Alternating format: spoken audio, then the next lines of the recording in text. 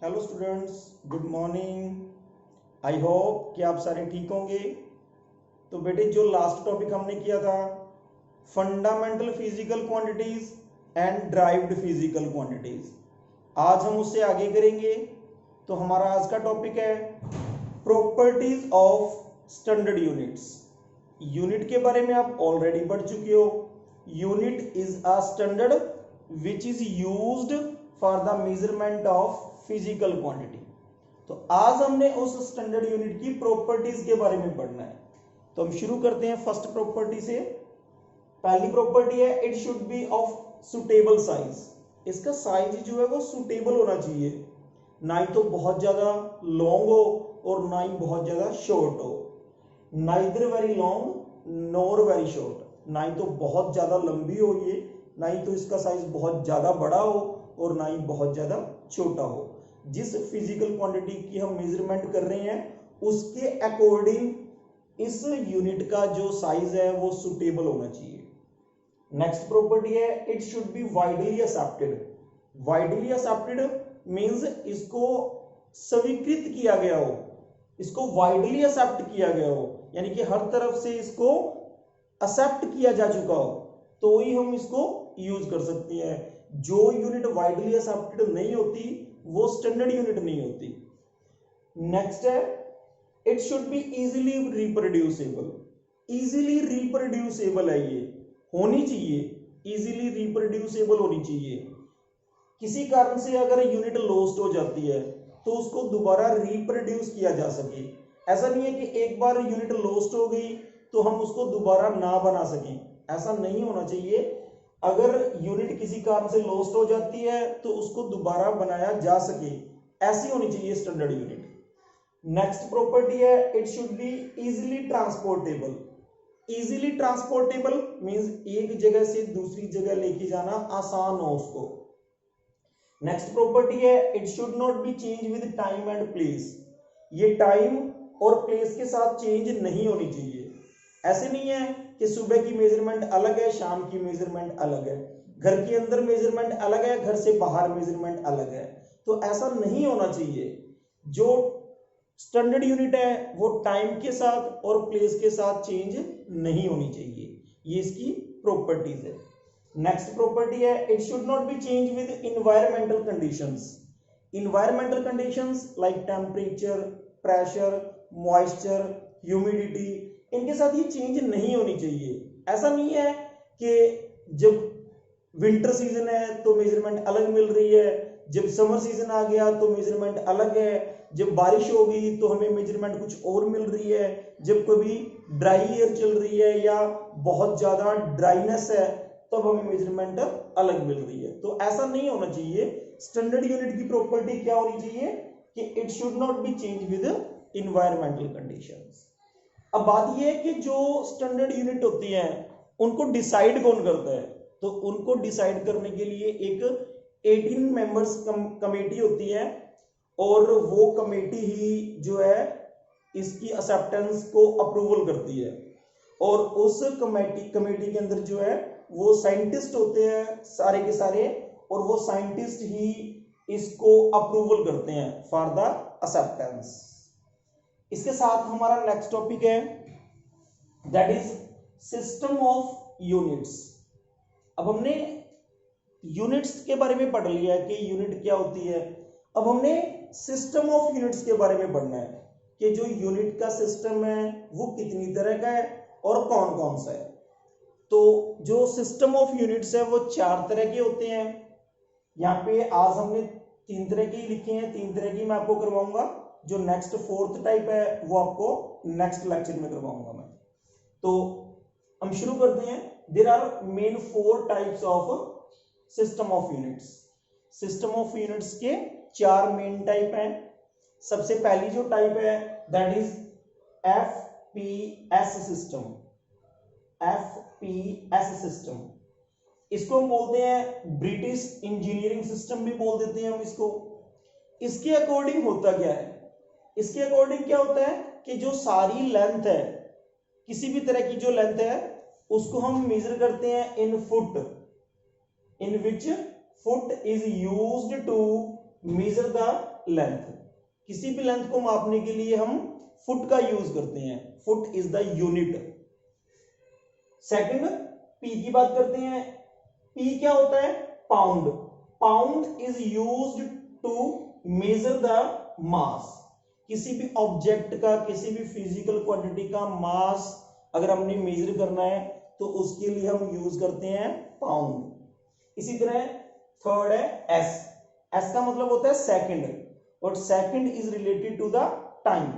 तो टाइम को अगर हमने मेजर करना है इन एफपीएस सिस्टम के अंदर, तो टाइम की मेजरमेंट हम किस में करेंगे, इन सेकंड। तो second is used to measure the time.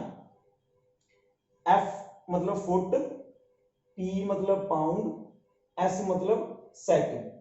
All length are measured in foot, all masses are measured in pound and all times are measured in second। तो ये है हमारा FPS सिस्टम। उसके बाद एक second system that is CGS system, CGS system. It is the Gaussian system, ये Gaussian system है, और इसके अंदर क्या होता है, in which centimetre is used to measure length, C means centimeter and centimeter is used to measure the length। अगर हमने किसी भी बॉडी का, किसी भी ऑब्जेक्ट की लेंथ को मेजर करना है तो CGS सिस्टम में हम उसको किस में मेजर करेंगे, इन सेंटीमीटर। तो centimetre is used for the measurement of length. Second आ गया G, G means gram. Gram is used to measure the mass, किसी भी बॉडी का अगर हमने मास मेजर करना है तो उसके लिए हम कौन सी यूनिट का यूज करेंगे, gram. Gram is the CGS unit, gram is the unit use to measure mass of the body. And third is S, S means second. और अगर हमने किसी भी टाइम को मेजर करना है इन CGS सिस्टम, CGS सिस्टम के अंदर अगर हमने टाइम की मेजरमेंट करनी है तो उस टाइम की मेजरमेंट के लिए हम कौन सी यूनिट यूज करेंगे, सेकंड। तो C का मतलब सेंटीमीटर, G का मतलब ग्राम और S का मतलब second. All length is measured in centimetre, all mass are measured in gram and all time are measured in second. तो क्लियर हो गया होगा आप लोगों को। इसके बाद थर्ड जो सिस्टम है that is MKS system, MKS system. This is also called fundamental system of units. इसको हम फंडामेंटल सिस्टम ऑफ यूनिट्स भी बोल देते हैं। M का मतलब है मीटर, K का मतलब है किलोग्राम और S का मतलब है सेकंड। तो all distance, all length are measured in metre, all mass are measured in kilogram and all times are measured in second। तो इसमें क्या होता है, fundamental system of units in which meter is used to measure length।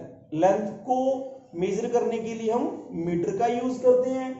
Kilogram is used to measure mass, मास को measure करने के लिए हम किलोग्राम का यूज करते हैं।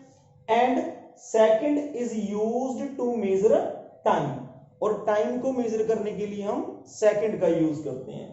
तो M मतलब मीटर, K मतलब किलोग्राम, S मतलब सेकंड। ऑल डिस्टेंस या all length are measured in metre, all masses are measured in kilogram and all times are measured in second. तो ये तीनों सिस्टम आप लोगों को समझ में आ गए होंगे। एक फोर्थ सिस्टम होता है that is called SI system, standard international system. उसके बारे में भी हम बात करेंगे but in next topic, next lecture. अब हम बात करते हैं लिमिटेशन ऑफ CGS सिस्टम।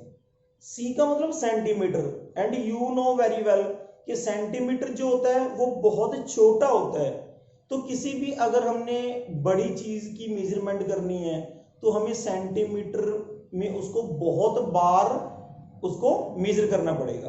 अगर मान लो हमारे पास कोई बड़ी सारी लेंथ है, कोई बड़ी सारी रोड है, तो उसको हमने मेजर करना है इन सेंटीमीटर, तो 1 सेंटीमीटर 2 3 4 5 6 7 8 9 10, तो हमें बहुत सारा टाइम लग जाएगा उसको मेजर करने के लिए, ये टाइम कंज्यूमिंग है। तो ये इसकी एक लिमिटेशन भी है कि limitation of CGS system, many derived units in CGS system are inconveniently of a small size, क्योंकि सीजीएस सिस्टम के अंदर जो यूनिट का साइज है दैट इज वेरी स्मॉल, और स्मॉल होने के कारण एक तो उसमें एरर की परसेंटेज ज्यादा रहती है, और दूसरा उसके अंदर टाइम कंज्यूम ज्यादा होता है। तो ये इसकी लिमिटेशन है। और जो एमके सिस्टम है उसकी एक एडवांटेज भी है। उसके अंदर क्या एडवांटेज है, एम मतलब metre, and metre is the proper unit for the measurement of length, for the measurement of distance. तो किसी भी लेंथ को अगर मेजर करना है तो उसके लिए मीटर जो है वो एक प्रॉपर यूनिट है, एक सुटेबल यूनिट है। और इसी तरह अगर हमने मास को मेजर करना है तो kilogram is the suitable unit, इसी तरह अगर हमने टाइम को मेजर करना है तो second is the suitable unit. तो इसके अंदर क्या होता है, advantage of MK system is that many derived units in MKS system are conveniently of proper size. इसके अंदर क्या होएगा, जो एमकेएस सिस्टम है उसके अंदर जो सारी यूनिट्स हम यूज कर रहे हैं, चाहे वो मास के लिए है, चाहे वो लेंथ के लिए है, चाहे वो टाइम के लिए, that is of proper size. तो ये इसकी एक एडवांटेज है कि इसने सीजीएस सिस्टम को ओवरकम कर दिया, सीजीएस सिस्टम से ऊपर आ गई है। ऊपर का मतलब कि इसका यूज जो है एमके सिस्टम का, ये सीजीएस सिस्टम से ज्यादा होने लग गया। क्यों, क्योंकि इसके अंदर जो सारी यूनिट्स हम मेजर कर रहे हैं, सारी यूनिट्स जो हम यूज करते हैं that is of proper size. तो यही इसकी एक एडवांटेज है। तो आई होप कि आज जो हमने किया है वो आप लोगों को अच्छी तरह समझ में आया होगा। अगर इससे रिलेटेड आपका कोई क्वेश्चन हो तो आप मेरे से पूछ सकते हैं। Thank you.